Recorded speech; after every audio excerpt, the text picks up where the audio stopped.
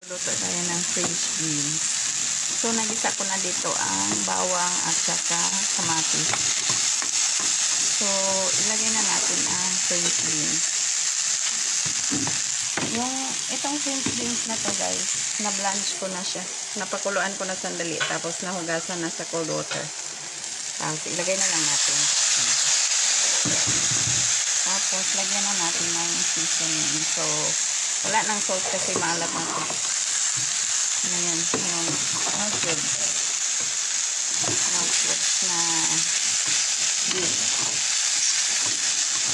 beef flavor. Tapos lagyan na natin ng paminta.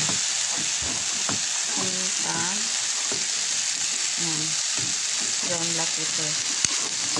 Tapos lagyan lang natin ng pampakulay konti lang.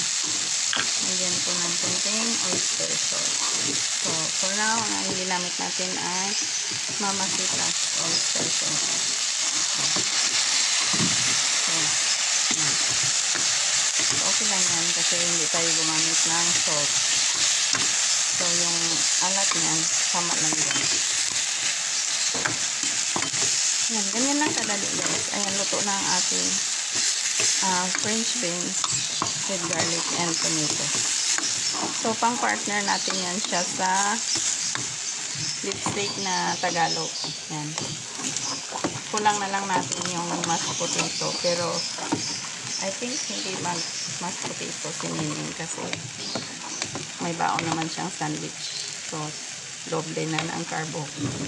So, okay na yan siya guys. Luto na ang ating French beans at saka yung ating lipstick. Thank you so much for watching guys. Sana mag-subscribe kayo. Thank you. Love you all.